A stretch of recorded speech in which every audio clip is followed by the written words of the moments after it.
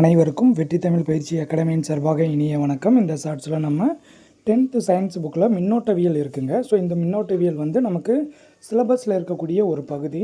So அதில் நமக்கு இம்பார்ட்டண்ட்டாக கேட்கக்கூடியது என்ன அப்படின்னா, இந்த மின்னோட்டத்தினை அளக்க பயன்படக்கூடிய அலகு எது? ஸோ இதை தான் நமக்கு அதிகமாக கேட்குறாங்க. ஸோ நம்ம இப்போ பார்க்கக்கூடிய பகுதி இந்த பகுதி தான் நம்ம இப்போ பார்க்க போகிறோம். ஸோ இதில் இருக்கக்கூடியதை நீங்கள் கொஞ்சம் தெளிவாக நல்லா பார்த்து வச்சுக்கோங்க. இப்போ பாருங்கள், ஃபஸ்ட்டு மின்னோட்டத்தை அளவிட. சரியாங்க, இதெல்லாம் ரொம்ப முக்கியமானதுங்க.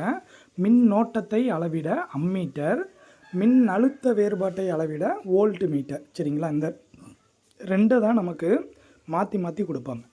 அப்போ மின்னோட்டத்தை அளவிட அம்மீட்டரு, மின்னழுத்த வேறுபாட்டை அளவிட வோல்ட் மீட்டரு, மின்னோட்டத்தையும் அதோட திசையையும் கண்டறிய கால்வோனோமீட்டர். இந்த மூணையுமே நீங்கள் நல்லா பார்த்து வச்சுக்கிறணுங்க. அடுத்தது பார்த்தீங்க அப்படின்னா ஒளிமின் டயோடு கேட்பாங்க. அதாவது எல்இடியை பொறுத்த வரைக்கும் பார்த்தீங்க அப்படின்னா 7 துண்டு காட்சி பலகையில் பயன்படக்கூடியது தான் ஒளிமின் டயோடு. எல்இடினா உங்களுக்கு தெரியும், பட் அதை தமிழில் தெரிஞ்சு வச்சுக்கிறணும். ஒளிமின் டயோடு அப்படின்னு சொல்கிறோம். அடுத்தது தரை இணைப்புனா நம்ம ஊரில் சொல்லுவாங்க எர்த் ஒயர் அப்படின்னு சொல்லுவாங்க. ஸோ இந்த எர்த் ஒயர் மின் சாதனங்களை பாதுகாக்க பயன்படுகிறது. சப்போஸ் நம்ம டிரான்ஸ்ஃபார்மர்லேருந்து நமக்கு சில நேரம் அதிகமான கரண்ட் வரலாம். ஸோ அதனால் ஃபியூஸ் போகாமல் இருந்துக்கிறதுக்காக நம்ம வீட்டோட மின் இணைப்பை நமக்கு பாதுகாக்கிறது எது அப்படின்னா இந்த தரை இணைப்பு தான். அப்போ மின் சாதனங்களை பாதுகாக்க பயன்படுது.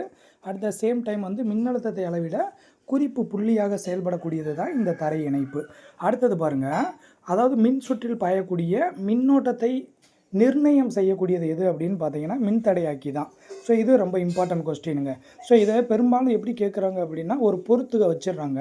ஸோ அந்த பொறுத்துக வடிவில் தான் இதை கேட்குறாங்க.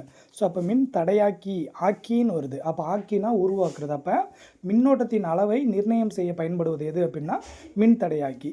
அடுத்தது மின்தடை மாற்றி அப்படின்னா மின்னோட்டத்தோட அளவை தேர்ந்தெடுக்க பயன்படுறது தான் மின்தடை மாற்றி. ஸோ இது கொஞ்சம் இம்பார்ட்டன்ட் பகுதி. இதை கொஞ்சம் நீங்கள் நல்லா பார்த்து வச்சுக்கோங்க.